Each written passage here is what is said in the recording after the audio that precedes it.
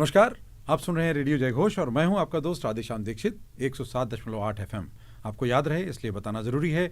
और कार्यक्रम है आयुष्मान भव, जिसमें हम आपके जीवन की रक्षा, आपकी सुरक्षा और आपके आरोग्य की कामना करते हैं। और इस कामना में हमारे साथ होते हैं एक ऐसे विशेषज्ञ जो न केवल अपनी क्षेत्र की विशेषज्ञता उन्होंने अर्जित की है, बल्कि काफ़ी अनुभव प्राप्ति के साथ में वो लोगों की जीवन की रक्षा के लिए प्रस्तुत हैं। और ऐसे विशेषज्ञ हमारे बीच डॉक्टर नलिन त्रिपाठी जी, आपको बहुत बहुत स्वागत। आप होम्योपैथी के एक्सपर्ट हैं और न केवल एक्सपर्ट हैं बल्कि पूरे मिशन मोड पर ये लोगों के स्वास्थ्य की रक्षा के लिए काम करते हैं। होम्योपैथी महज मीठी गोलियाँ नहीं हैं, बल्कि एक नैनो टेक्नोलॉजी है, एक विज्ञान है, और वो विज्ञान आपके जीवन के लिए बहुत ज़रूरी है और बड़ा कारगर है। तो इसलिए अगर आप ठीक से इसको नहीं जानते हैं तो आपको होम्योपैथी के जानने को मदद मिलेगी। और अगर आपको लगता है कि बीमारियां ये आपके जीवन का अभिन्न अंग बन रही हैं तो आपको डॉक्टर साहब बताएंगे कि इसके गुनहगार आप खुद होंगे। और अगर आप अपने जीवन को ठीक करने की दिशा में प्रयासरत हो जाएंगे तो ये आपके लिए आयुष्मान भव होगा। तो कार्यक्रम में आपका स्वागत है और वार्ता शुरू करते हैं। डॉक्टर साहब, मौसम आजकल सर्दियों का शुरू हो गया है और सर्दियां जब आती हैं तो तापमान बदलता है और टेम्परेचर जब बदलता है तो वातावरण में बहुत कुछ बदलता है। बिल्कुल। तो उसके दुष्परिणाम ये होते हैं कि हमको नज़ला होता है, खांसी, जुकाम, सर्दी, ये सब समस्याएं होती हैं। और उस सब समस्याएं के सही निराकरण न होने से और गंभीर रोग होने लगते हैं। तो अभी आपके लिए तमाम लोगों को आप क्या सलाह देंगे कि वो इस समय क्या क्या एहतियात बरतें और अगर ऐसा हो जाए तो क्या क्या करें? बहुत बहुत धन्यवाद राधेश्याम जी। पहले तो आपके चैनल का जयघोष का आपका धन्यवाद करना चाहूँगा मैं जी कि आपने मुझे मौका दिया यहाँ पर। पेशे से होम्योपैथिक डॉक्टर हूँ। डॉक्टर से पहले ही मैं एक विजनरी भी था, देखता था समाज में कि किस तरह की दिक्कतें लोगों को आ रही हैं। बचपन का एक इंस्टेंस है, किसी भी चीज़ को शुरू करने से पहले उसको जरूर बताऊँगा मैं। हाँ। कि मैं इस फील्ड में आया क्यों। तो गाँव का क्षेत्र के परिवेश में हम लोग रहे हैं शुरू से। वहाँ गए तो वहाँ पे बचपन में कुछ बच्चों को मैंने देखा जो कि केवल डायरिया से, वोमिटिंग से ही खत्म हो गए। बहुत और ये बहुत ही दर्दनाक था, बहुत ही समझ नहीं आया था कि करना क्या है इसमें। लेकिन जैसे जैसे बड़े हुए पता चला कि बहुत सिंपल सी कुछ चीज़ें, जागरूक चीज़ें हमको करनी चाहिए और उससे लोग ठीक हो जाते हैं। बिल्कुल। लेकिन उसकी कहीं जागरूकता, अवेयरनेस की बहुत ज़्यादा कमी है लोगों में। और वास्तव में देखा जाए तो जो जितने भी परिवेश हैं, चाहे ठंडक है चाहे गर्मी है, सबके साथ कुछ ना कुछ समस्याएं आनी ही हैं। लेकिन अगर हम थोड़ा सा उसमें केयर करें तो चीज़ें बदल सकती हैं। और इसी से हमारा जो है मेडिकल के क्षेत्र में रुझान बढ़ा है। और मैं होम्योपैथिक डॉक्टर के रूप में एस्टेब्लिश हूँ 20 साल से। इस कार्यक्रम में राधेश्याम जी ने हमसे कहा था कि ठंडी के बारे में बताइए कि इस समय मौसम बदल रहा है और तमाम दिक्कतें लोगों को आ रही हैं, खासतौर से अस्थमा या एलर्जी की दिक्कतें, नज़ला, कफ, जुकाम जो कुछ लोगों को अक्सर बनती रहती हैं। इसके अलावा जोड़ों की समस्याएं भी काफ़ी हैं इस समय। तो इन चीज़ों को, इस पर कुछ बोलने से पहले मैं हमेशा बोलूँगा इस चीज़ को कि हम लोगों का शरीर जो है इसको 3 भागों में बांटा जाए। एक स्पिरिचुअल माइंड और एक इंटेलिजेंट माइंड हम लोगों का, और तीसरा है बॉडी, माइंड बॉडी, और उसके बाद आता है मेडिसिन। तो सबसे पहले हमको समझना होगा कि अगर हम स्वस्थ हैं तो स्वस्थ किसको कहा जाए और उसकी परिभाषा क्या हो। और अगर स्वस्थ हैं तो क्या आप ऊपर से ठीक दिख रहे हैं इसलिए स्वस्थ हैं? बिल्कुल। कहीं ऐसा तो नहीं है आपके स्वस्थ शरीर के अंदर कोई बीमारी पनप रही है? कहीं ऐसा तो नहीं है कि आपके बीमारी का कारण आपकी मनोदशा है?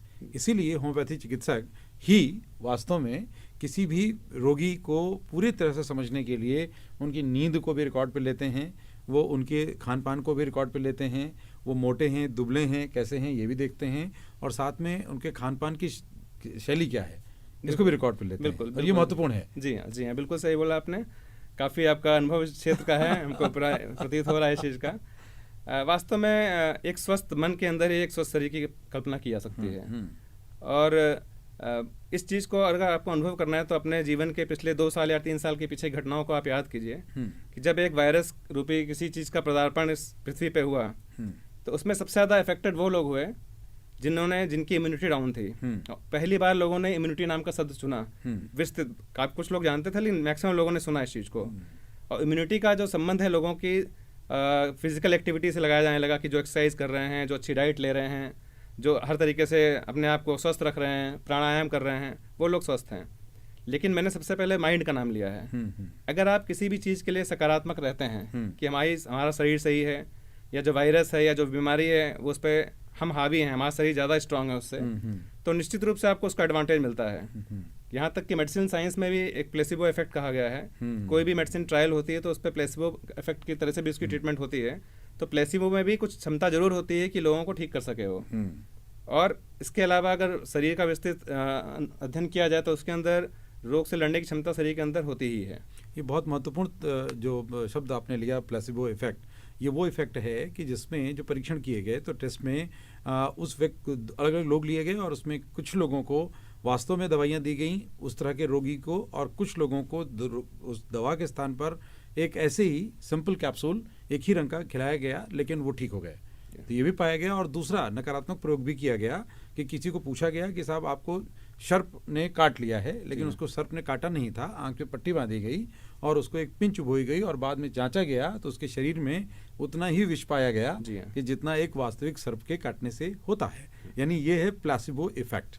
तो ये बहुत महत्वपूर्ण बात है। इसीलिए आज की भी चिकित्सा के विज्ञान में जब चिकित्सा दी जाती है तो उसमें बहुत से लोगों को वो रोग नहीं होता, लेकिन बावजूद क्योंकि उनके मानस में ये रोग बैठा हुआ है इसलिए कोई कैप्सूल केवल स्वरूप में दिया जाता है और उससे चिकित्सा हो जाती है। जी बिल्कुल सही बोला आपने कि जिस तरह से ये एक्सपेरिमेंट हो चुके हैं ऑलरेडी पास्ट में, और ये कहीं ना कहीं साइंस को भी चुनौती देते हैं कि अगर आप केवल फील करते हैं कोई चीज़ और वो होने लगे तो ये बहुत बड़ी चीज़ है कि साइंस भी उसका उत्तर कई बार नहीं दे सकता है। लेकिन पास्ट समय में ऐसे बहुत सी ऐसी इंस्टेंस है, ऐसी घटनाएं हुई हैं जिससे ये प्रूव हो चुका है कि अगर आप जो सोचते हैं और वास्तव में हेल्दी सोचते हैं तो आप हेल्दी रहेंगे। बिल्कुल ठीक, कल्पना आपकी अच्छी और स्ट्रांग होनी चाहिए और पॉजिटिव थॉट्स बहुत इंपॉर्टेंट हैं, बहुत ज़रूरी। तो माइंड के लिए पहला शब्द जो मैंने कहा, क्योंकि ट्रीटमेंट की बात में बात मैं करूंगा, पहले दवा बीमारी की बात करूंगा, बीमारी से पहले की बीमारी होती क्यों है। और तो ये हमारे आयुष्मान भव कार्यक्रम का आधारभूत तत्व भी है कि आप स्वस्थ कैसे रहें, निरोगी कैसे रहें, उसके लिए आपके पूरे जो काया में महत्वपूर्ण प्रयास क्या होने चाहिए, तो इसको ध्यान से सुनेंगे। डॉक्टर साहब के ये उपाय आपके लिए दीर्घ अवधि के लिए लाभकारी होंगे। इसको शुरू करने से पहले मैं अपने तमाम गुरुजनों जिनसे मैंने स्कूल में कॉलेज में शिक्षा ली है या जिनसे मैंने किसी माध्यम से सीखा है उसको मैं हार्दिक धन्यवाद कहूँगा कि मैं इस लायक बन पाया कि मैं कुछ जान पाया। तो हेल्दी माइंड के लिए सबसे पहले आपको जो सकारात्मक विचार हैं, सबसे पहला विचार है आपका खुश रहना, हेल्पफुल, लोगों की मदद करना। नेचर भी हमको सिखाता है कि जिस तरह नेचर फ्लो करता है, कोई भी भेदभाव नहीं करता, चाहे पानी हो चाहे सूरज की रोशनी हो, हर मौसम की हर चीज़ें, किसी भी तरह का फल हर इंसान के लिए बराबर दिया है उसने, सबको प्राप्त होना चाहिए, सबको प्राप्त होना चाहिए, नैसर्गिक न्याय है। हाँ, नैसर्गिक न्याय है बिल्कुल। तो उसी तरीके से हम लोगों को भी अपनी सारी चीज़ें जो हम लोगों के पास अच्छी चीज़ें हैं वो लोगों में बांटनी चाहिए, तो उसी से खुशी भी मिलती है। जितने पॉजिटिव इमोशंस हैं, थॉट्स हैं, चाहे वो किसी भी रूप में हो, उसको आप मैक्सिमम उसका यूज़ कीजिए। और जो भी नेगेटिव इमोशंस हैं जैसे anger, fright, fear, hatred, insecurity, insult, तमाम चीज़ें जिससे हम खुद भी प्रभावित होते हैं और लोगों को प्रभावित करते हैं, उनसे बचा जाए। अगर इस चीज़ को किया जाए तो मैक्सिमम टाइम आदमी फिट रह सकता है और हेल्दी रह सकता है, कोई भी सीजन हो, क्योंकि हम लोगों के जो बॉडी है उसको किसी भी सीजन को अडेप्ट करने के लिए बनी है। जिस भी कंडीशन हम रहते हैं उस कंडीशन में हमारी बॉडी अडेप्ट करती है और राइट फ्रॉम बर्थ ही सिलसिला स्टार्ट होता है। तो आप अगर आपकी बॉडी अडेप्ट कर चुकी है, अगर आप बीमार पड़ते हैं तो आप इस चीज़ को फील करेंगे कि कोई ना कोई ऐसी घटना हुई है जिसके कारण ये दिक्कत शुरू हुई। फॉर एग्जाम्पल, अगर कोई बच्चा है उसको सर्दी जुकाम होता है तो आप देखते हैं कि कहीं ना कहीं उसने जिस तरह का एनवायरनमेंट में रहता था, जिस तरह के कपड़े पहनता था, अचानक उसने कपड़े कम पहने हों, या कभी टाइम या किसी अलग टाइम पर उसने नहा लिया हो या खा पी लिया हो गलत टाइम से, या उसने कुछ चीज़ मिस की हो, तो आप फील करेंगे कि उसकी बॉडी जिस तरह से उसने ढाली थी उससे कुछ डिफरेंट एक्टिविटी की, तभी वो बीमार पड़ा। ठीक बात। तो इस चीज़ को आपको फील करना है कि उस मौसम ने उसको बीमार नहीं किया है, क्योंकि मौसम के हिसाब से तमाम वायरस और तमाम बैक्टीरिया एक्टिव रहते ही हैं हमेशा, लेकिन बॉडी बीमार उसी की पड़ती है जिसकी इम्यूनिटी या जिसका हेल्थ किसी ना किसी से डाउन हो जाता है। तो इसके बाद मैं आऊँगा, जैसे माइंड की मैंने बात की कि हम अच्छे विचार रखें और आध्यात्मिक चिंतन करें। दूसरी जो बात आती है वो है बॉडी। तो बॉडी को फिट रखने के लिए हमको सबसे इम्पोर्टेंट जो चीज़ है वो है हमारी फिजिकल एक्टिविटीज़, क्योंकि प्रभाव ही जीवन है। क्योंकि चाहे आप हवा की बात कर लीजिए, चाहे पानी की बात कीजिए, अगर वो एक जगह रुकता है तो वो कहीं ना कहीं से गंद करने लगता है और कहीं ना कहीं इसमें बीमारियां पनपती हैं। तो प्रभाव है जीवन का मतलब है आपको योग, एक्सरसाइज, वॉकिंग, जो कि तमाम लोगों ने इस समय सीख लिया है कोरोना के बाद से कि हमको करना चाहिए और रेगुलर लोग कर भी रहे हैं, फिट रह रहे हैं। इसके अलावा डाइट हुआ, हमारा खान पान, तो हर एक सीज़न की अपनी अलग अलग सब्जियां हैं, फ्रूट्स हैं, अलग अलग चीज़ें उसमें पाई जाती हैं। तो हमको उसी हिसाब से खान पान में भी संतुलित चीज़ लेनी पड़ेंगी। बहुत महत्वपूर्ण बात की है, क्योंकि पोषक तत्वों की पूर्ति उस जलवायु में, उस ऋतु में होने वाले फलों से, सब्जियों से और उस अन्न से, उस तरह की सामग्री से होता है, ना कि विपरीत ऋतु के फलों से। बिल्कुल, तो ये बहुत महत्वपूर्ण बात डॉक्टर साहब ने कही है, और इसलिए पोषण तत्वों की पूर्ति के लिए हमारा पोषण उचित होना चाहिए, संतुलित होना चाहिए, असंतुलित नहीं। इसको शुरू करने से पहले भी एक चीज़ और मैं बताना चाहूँगा, जैसे अगर हम खाने की कंपोनेंट्स की बात करें कि खाने में क्या क्या पाया जाता है, तो साइंस के स्टूडेंट से पूछें तो तुरंत बताएगा, लेकिन मैं जनरल पब्लिक में बताना चाह रहा हूँ कि सबसे पहले खाने में मात्रा होती है कार्बोहाइड्रेट्स की। कार्बोहाइड्रेट के कंपोनेंट्स मतलब बॉडी के कंपोनेंट्स खाने के हिसाब से देखे जाएँ तो carbohydrates, fats, proteins, vitamins, minerals and fibre, और लास्ट में वाटर भी आता है। तो अगर हम इन चीज़ों को देखा जाए तो इस बैलेंस्ड वे में हमको चाहिए।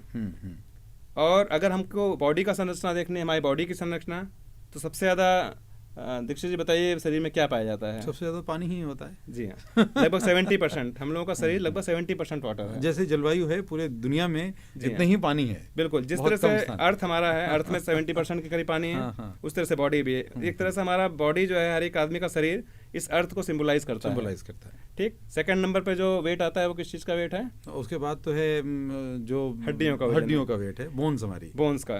तो बोन्स में मैक्सिमम कैल्शियम, फास्फोरस, मैग्नीशियम पाया जाता है। तो विटामिन्स एंड मिनरल्स हुए। थर्ड नंबर पे जो बॉडी का वेट है दैट इज मसल्स। जो मांस है पूरा, उसमें मसल्स हैं, टिश्यूज हैं। ठीक है, मसल्स जो है बेसिकली प्रोटीन है, और प्रोटीन का मतलब दालें इसके बाद ही कुछ आता है। लेकिन हम लोग की जो डाइट होती है वो मैक्सिमम क्या होती है? मैं आंसर आप ही से चाहूंगा। सबसे ज्यादा हम लोग क्या खाते हैं? आजकल तो लोग पिज्जा और बर्गर खाते हैं। जी हाँ, फैट्स एंड कार्बोहाइड्रेट्स।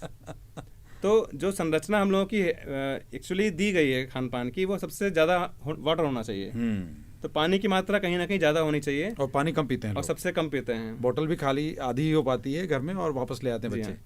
तो एक्चुअली जब मैं अपनी क्लिनिक पे पेशेंट देखता हूँ तो मैं पानी की बात जरूर करता हूँ। और रहीमन पानी राखिए, बिन पानी सब सोन, पानी गए न उबरे, मोती मानुष चून, तो मनुष्य उससे इतर नहीं है। तो इस बात को आगे बढ़ाएंगे, लेकिन एक छोटा सा अल्प विराम। और आपके लिए ये चर्चा रोचक भी हो और आपके जीवन के लिए उपयोगी भी हो, इसलिए इसको हम सरल ढंग से बात कर रहे हैं। आपके लिए ज़रूरी है कि कागज़ और कलम अपने साथ रखें और इसे ज़रूर नोट करें, क्योंकि आपके जीवन के लिए ज़रूरी है और अत्यंत उपयोगी भी। तो एक छोटे से अल्प विराम के बाद रेडियो जय घोष में एक बार फिर हाजिर होते हैं और आपके जीवन के लिए ज़रूरी तत्वों को डॉक्टर साहब से निकालते हैं, आप तक पहुँचाते हैं। तो सुनते रहिए रेडियो जय घोष।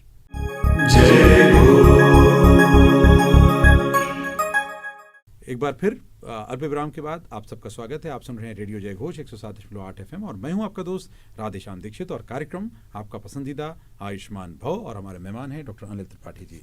अनिल जी ने बात की कि हमारे शरीर में चूँकि जल तत्व महत्वपूर्ण है, 70% होता है, तो उसका संतुलन होना चाहिए। और शरीर बना है क्षिति जल पावक गगन समीरा, पंच तत्व ते मिल बना शरीरा, 5 तत्व हैं। तो डॉक्टर साहब बता रहे हैं कि इनका संतुलन कैसे करें, और ये संतुलित होंगे तो रोग नहीं होंगे। डॉक्टर साहब धन्यवाद।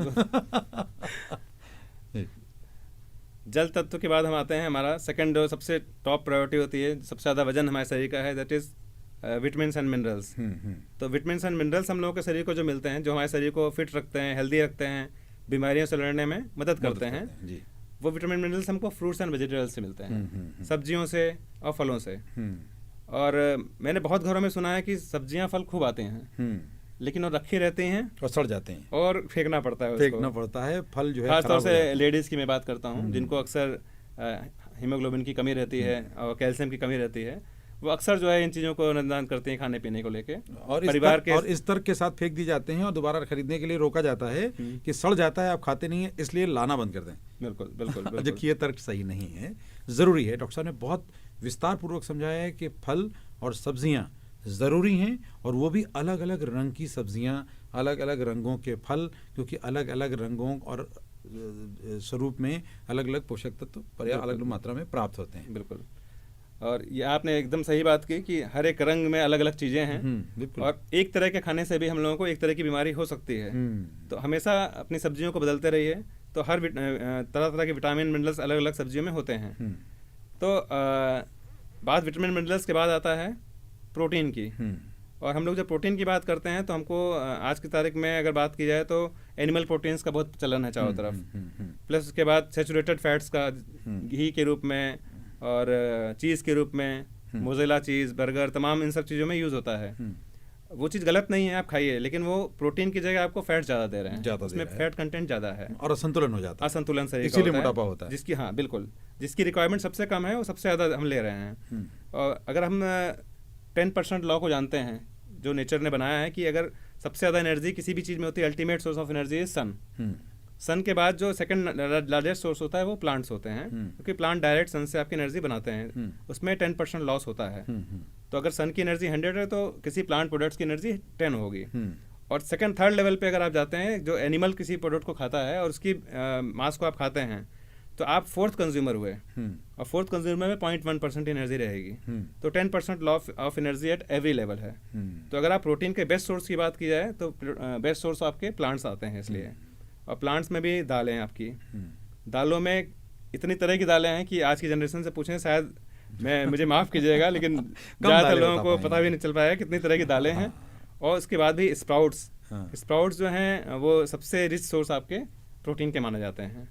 तो थर्ड नंबर में बॉडी के कंपोजिशन के हिसाब से प्रोटीन का बनता है, तो हमको दालें भी पर्याप्त मात्रा में लेनी चाहिए। अगर इन तीनों चीज़ों का सेवन पर्याप्त मात्रा में किया जाए तो मेरे हिसाब से सीजन कोई भी हो, बीमारी उसका आप भरपूर आनंद ले सकते हैं। आनंद लेंगे, खुल कर लेंगे, क्योंकि बॉडी हमारी जो मानव की या किसी जीव की बॉडी अकोमोडेशन के लिए बनी होती है और वो अलग अलग ऋतुओं के हिसाब से अपने आप को ढाल लेती है। लेकिन हम अपने स्वभाव के कारण उसके साथ नहीं चल पाते और अपनी आदतों के कारण हमारा खान पान अलग होता है। और जब ऋतु के विरुद्ध हम कोई भोजन करते हैं तो एक तो वो नुकसान करता है, और दूसरा बेतरतीब जो भोजन करते हैं वो हमारे पाचन तंत्र को बाधित करता है, और पेट में सड़न होती है तो गैस बनती है, कब्ज़ होता है, और जब ये सब होता है तो आपकी इम्यूनिटी लो होती है, और जब ये होता है तो बीमारी को आप खुलेआम दावत देते हैं, क्योंकि आपने शत्रु को मित्र बनाया है तो परिणाम आपको भोगना होगा। लेकिन फिर भी डॉक्टर साहब आपके साथ हैं, तो तब क्या करें ये डॉक्टर साहब भी बताएंगे। तीसरी चीज़, एक चीज़ मैं और बोलना चाहूँगा, जैसे बहुत लोगों का के क्वेश्चंस होते हैं कि डॉक्टर साहब खाने में क्या खाएं, फलों में क्या खाएं। तो मेरा मानना है कि जो सीज़न की सबसे सस्ती चीज़ होती है वो सीजनल मानी जाती है, वो ज़रूर खानी चाहिए, उसको सबसे ज़्यादा खाना चाहिए। क्योंकि प्रकृति ने आपको जिस एरिया में आप रह रहे हैं उस एरिया में जो चीज़ आपके यहाँ पैदा होती है उसमें सबसे ज़्यादा भरपूर मात्रा में वो चीज़ें होती हैं जो आपको स्वस्थ रख सकती हैं, ज़रूरत है जो। फॉर एग्जाम्पल मैं अभी कुछ महीनों पहले की बात है, डेंगू का जो रोग हुआ था महामारी के रूप में, तो उसमें बहुत से लोगों ने, हमारे मित्रों ने पूछा कि कीवी कितना अच्छा है, क्योंकि कीवी विटामिन सी का एक बहुत अच्छा बड़ा सोर्स माना जाता है, एंटीऑक्सीडेंट होता है। तो मैंने बहुत तारीफ़ की कि बहुत शानदार प्रोडक्ट है, न्यूजीलैंड का नेशनल फ्रूट है ये, अगर मेरी नॉलेज गलत नहीं है तो। लेकिन इंडिया के अंदर अगर देखा जाए, जेब खर्च की बात की जाए, तो जहाँ पे एक एवरेज मिडिल क्लास की इनकम पिछले कुछ सालों में कम हुई है, तो मुझे लगता है एक कीवी में 1 किलो नींबू आ सकता है आराम से, और आज की तारीख में 1 किलो आंवला भी आ जाएगा, बिल्कुल, बल्कि ज़्यादा आ जाएगा। विटामिन सी का एक बड़ा सोर्स ये भी है, और इसको हमने पैदा होते अपने सामने देखा है। तो जिस बायोलॉजिकल कंडीशन में हम लोग रह रहे हैं, उस जगह की जो सब्जियां हैं, जो फल हैं और जो सीजनल हैं, वो सबसे ज़्यादा आपको फिट रखेंगे। और मैं एक चीज़ और बता देता हूँ, जो इन चीज़ों का सेवन ज़्यादा करते हैं वो एकदम स्लिम एंड ट्रिम रहते हैं। बिल्कुल, एक्ट्रेस एंड एक्ट्रेसेस शायद इस बात को ना बताएं, लेकिन मैं आपको बता रहा हूँ चीज़ को कि अगर आपको वास्तव में खूबसूरत बनना है, शरीर से भी और मन से भी और हर तरह से फिजिकली फिट रहना है, तो आपको इन चीज़ों का सेवन करना होगा जो आपकी सीजनल फ्रूट्स हैं और वेजिटेबल्स हैं। ये बहुत महत्वपूर्ण बात डॉक्टर साहब ने बताई है, और चूंकि ये सब बात कुछ कुछ हद तक आप सब जानते भी हैं, बस अमल करने की चुनौती है। और डॉक्टर साहब ये तथ्य है कि सारे जो ज्ञान है उसका अमल न करने के कारण ही सारी व्याधियाँ, सारे संकट, सारे विवाद के कारण उत्पन्न होते हैं। तो अब इन सब को पा लेने के बाद जब बीमारियों को दावत दे दी, बीमारियां हमारे शरीर में आ गईं, हम व्यथित हो गए, तो अब क्या करें, ये सब जानने के लिए एक अंतराल, उस अंतराल के बाद फिर लौटेंगे तो सीधे डॉक्टर साहब कुछ उपाय बताएंगे होम्योपैथी के साथ में, और साथ में प्राकृतिक संतुलन आपको उन्होंने बता दिया, तो इसका ध्यान रखेंगे। और अभी घर में जहाँ भी फल रखे हों, सब्जियां रखी हों, तो सलाद के रूप में, और नींबू रखा है तो फ़ौरन पानी में निचोड़िए और 1 गिलास नींबू पानी अभी बनाइए, घर में जो लोग हैं उनके लिए भी बनाइए, और फिर सुनते रहिए रेडियो जय घोष। हम अंतराल के बाद जल्दी लौटते हैं।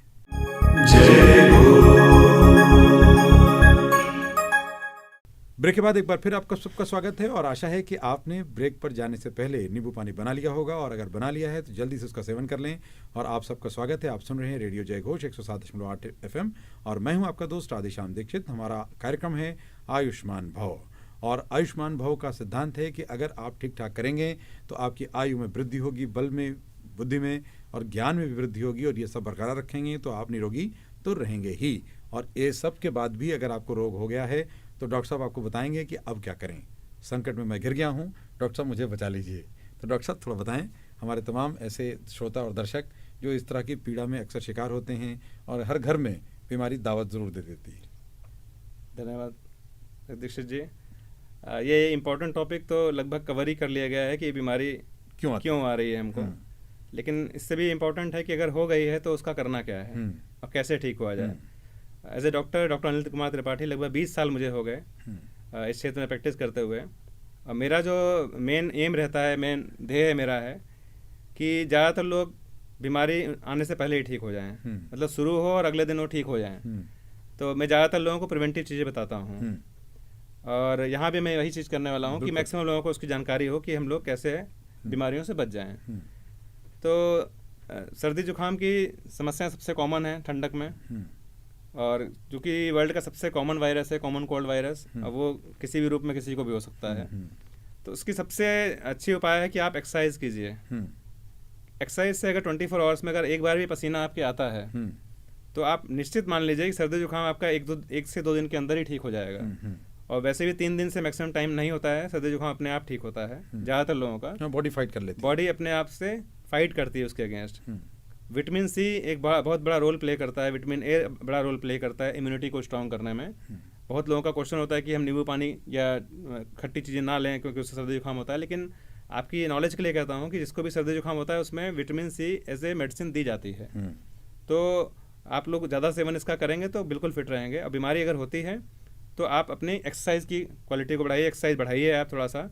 सुबह के समय जिस समय लोगों को ठंडी लगती है, अगर आप एक्सरसाइज कर लें तो ज़्यादातर लोगों को आप देखेंगे 24 घंटे उनको ठंडी कम महसूस होगी। एवरेज आप देखिए इस बिल्कुल बिल्कुल बिल्कुल। और डॉक्टर साहब ने बहुत सही बात की, कोविड के दौरान भी पूरे दुनिया के लोगों ने लिम-सी या विटामिन सी बहुत ज़रूर खाया है, ये ज़रूरी कंपोनेंट है। हाँ बिल्कुल बिल्कुल सही है। और जो प्राकृतिक जीवन से जोड़ के बता रहे थे, वो नींबू पानी पिला रहे थे या फिर वो अनार का, इसका आपको मौसमी का या संतरे का जूस पिला रहे थे, इसीलिए क्योंकि उसमें विटामिन सी की मात्रा बहुत ज़्यादा होती है। इसमें मैं कुछ चीज़ों को जरूर लाइट में लाना चाहूँगा। जैसे कोई हार्ट का पेशेंट हुआ, कोई एस्थमेटिक पेशेंट है, तो अर्ली मॉर्निंग वो एक्सरसाइज या जॉगिंग ना करें, क्योंकि अर्ली मॉर्निंग में फॉग होगा तो ऑक्सीजन कंटेंट थोड़ा कम होता है उसमें, प्लस ठंडक के कारण जो है आपके आर्टरीज वेंस में संकुचन होगा, मतलब कॉन्ट्रैक्ट होगा, तो फिर से दिक्कत कुछ लोगों को हो सकती है।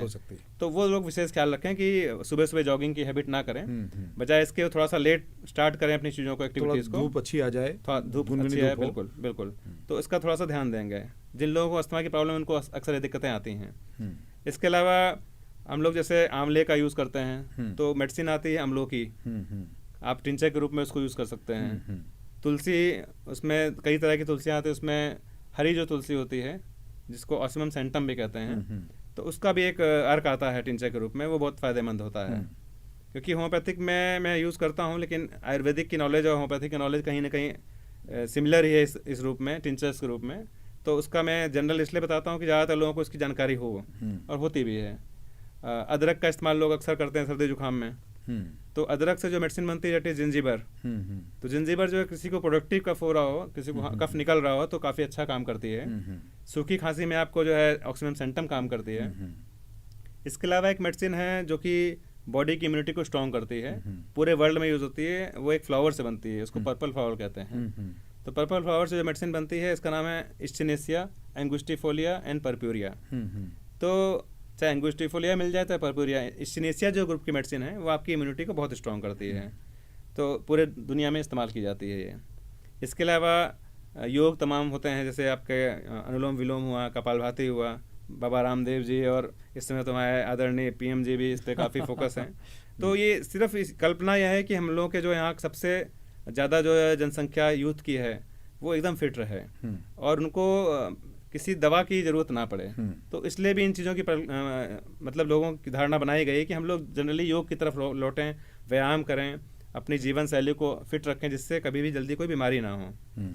इसके अलावा होम्योपैथिक में तमाम दवाइयाँ हैं, लेकिन उसके लिए इंडिविजुअलाइजेशन की ज़रूरत होती है। हर एक आदमी का पूरा केस टेकिंग ली जाती है। बिल्कुल बिल्कुल। तो उस हिसाब से प्रॉपरली कोई मेडिसिन नहीं कही जा सकती, लेकिन ब्रायोनिया हो गया, रस्टॉक्स हो गया, डल्कामारा हो गया, एंटिमटाट हो गया, हेपरसल्फ हो गया, इस तरह की तमाम दवाइयाँ आती हैं, सिम्टम्स के हिसाब से इनको दिया जा सकता है। और सबसे अच्छा तो रहता है कोई पेशेंट अगर अपने आप से ठीक हो जाए तो बहुत अच्छा फील होता है कि हाँ, जैसे स्वामी विवेकानंद जी की जो कल्पना थी कि हम जो है एक बहुत मजबूत युवा की परिकल्पना करते हैं और सोचते हैं कि हमारा युवा बहुत मजबूत हो। तो जो भी मेडिसिन आप लेते हैं अगर वो प्राकृतिक रूप में नहीं है, केमिकल रूप में है, तो कहीं ना कहीं शरीर को नुकसान पहुंचाती हैं। बिल्कुल, साइड इफेक्ट्स तो हमेशा ये चॉइस रही है हम लोगों की कि भाई ऐसा नहीं है कि उसकी ज़रूरत नहीं पड़ती है। कभी इस तरह की एक्सट्रीम कंडीशंस होती हैं तो आपको हर तरह की मेडिसिन की ज़रूरत पड़ती है, और सारे जो पैथीज़ हैं, चाहे एलोपैथ हो चाहे आयुर्वेदिक हो, सबका कहीं ना कहीं एक साथ समावेश ज़रूरी है। और उसकी एक ही टारगेट रहना चाहिए कि हम लोगों को फिट कर पाएँ, सेव कर पाएँ लाइफ। लेकिन मेडिकल साइंस का जो सबसे बड़ा एथिक है वो ये है कि हम मैक्सिमम लोगों को इस चीज़ को बता पाएँ कि वो उनको क्या करना है और क्या नहीं करना है। तो आपको जो करना है वो मैंने पहले ही बताया कि आपको नेचर के टच में रहना है, एक्सरसाइज करनी है, गिविंग का आपके पास हमेशा भाव होना चाहिए, पॉजिटिव रहना चाहिए। और डिपोजिशंस हमेशा नुकसान करते हैं, जैसे हार्ट का डिपोजिशन हो गया, उसमें कोलेस्ट्रॉल डिपॉजिट हो गया, जॉइंट के अंदर यूरिक एसिड का डिपॉजिट हो गया। तो डिपॉजिट का मतलब है कि आपकी बॉडी के अंदर आपने एक थॉट डाली कि मुझे कुछ चीज़ डिपॉजिट करनी है, चाहे वो मनी के रूप में हो चाहे किसी भी रूप में हो, चाहे सुविधाओं के रूप में हो। तो आपका जो नेचर आपको दिखा रहा है कि आपका रिवर फ्लो कर रही है, जो आपके सनरेज हैं लगातार निकल रही हैं, आपके हार्ट के अंदर भी आपका ब्लड लगातार फ्लो कर रहा है, हार्ट से दूर जा रहा है। तो कितना इंपॉर्टेंट चीज़ है, लेकिन हार्ट लगातार सबको भेज रहा है वो। तो आपके मन के अंदर भी जो विचार हैं, अच्छे विचार है लोगों को दीजिए। आपके पास जो चीज़ें हैं वो आप लोगों को अवेलेबल कराइए।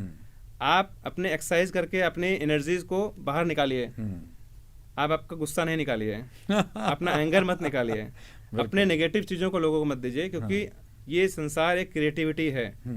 वही ज़मीन है, वही मिट्टी है, लेकिन आप जब पॉजिटिव और अच्छे बीज डालते हैं तो वो पैदा हो जाते हैं, उग जाते हैं, और वो उसके लिए अच्छी और बिल्कुल असली फसल पैदा होती है। और वही आप खराब चीज़ डालते हैं उसके अंदर, चाहे सड़ी हुई चाहे गली कोई भी चीज़ डाले, तो वो अपने आप ख़त्म हो जाती है। तो ये लाइफ एक क्रिएशन है, और कहीं ना कहीं जो ऋतुएं हैं, जो तमाम सीजन्स हैं, वो हम लोगों के एंजॉयमेंट के लिए बने हैं कि हम लोग गर्म कपड़े एंजॉय कर सकें और गर्म जगहों को एंजॉय कर सकें, गर्मी में ठंडी जगह को एंजॉय कर सकें, बरसात में भीग के एंजॉय कर सकें। और बीमार व्यक्ति इस चीज़ को एंजॉय नहीं कर सकता। तो स्वस्थ मन के अंदर स्वस्थ शरीर निवास करता है, जो कि हमारे ऋषि मुनियों को कहा है। ये ऐसी भूमि है जिसमें ज्ञान की हमेशा वर्षा रही है, एक से एक महान लोग रहे हैं, सबकी जीन्स में कहीं ना कहीं ज्ञान है, हर चीज़ के, हर फील्ड का। बिल्कुल। तो मुझे कम से कम मौका मिला यहाँ आके अपनी इस चीज़ों को कहने का। बिल्कुल, हमारे ऋषि मुनियों ने और विद्वानों ने कहा भी है, कर भला तो हर हो भला। और अगर आप भला करते हैं तो उसका विज्ञान है, उसका जीवन का सार तत्व है, और उसका एक आधार है। और ये चिंतन से जुड़ा हुआ है, ये विचार से जुड़ा हुआ है, ये पोषण से जुड़ा हुआ है, ये सृजन का काम है। इसलिए डॉक्टर साहब को बहुत बहुत साधुवाद कि आपने बहुत अच्छे से बड़े सरल ढंग से बताया है, क्योंकि अमूमन बहुत कठिन बात बता दी जाए और समझ में ना आए तो उद्देश्य की पूर्ति नहीं होती है। लेकिन आयुष्मान भाव का भाव भी यही है, और आप सबका भला हो, ये हमारा भाव है। और आप सबका भला तब होगा जब आप उसके लिए प्रयासरत होंगे। तो आशा है कि नींबू पानी आपने पी लिया होगा, और अब आपके घर में जो फल रखे हुए हैं, जिनको आपने 2 दिन से पहले काटा नहीं है, तो उसको फ़ौरन काटें, एक प्लेट में सजाएं और सबको बांटकर मिलकर खाएं। सेहत आपकी स्वस्थ रहे, ये हमारी कामना है। आपने हमें सुना और आप डॉक्टर साहब ने आज अनुभव बांटा। डॉक्टर साहब को बहुत बहुत आभार, और आप सबका आभार। क्योंकि सुनते रहिए आयुष्मान भव और बांटते रहिए, इसे शेयर कीजिए, लाइक करिए, सब्सक्राइब करिए, और ज़्यादा से ज़्यादा लोगों तक इसे पहुंचाइए, ताकि ये लोगों के जीवन को स्वस्थ कर सके, सुरक्षित रख सके और सबका कल्याण कर सके। नमस्कार।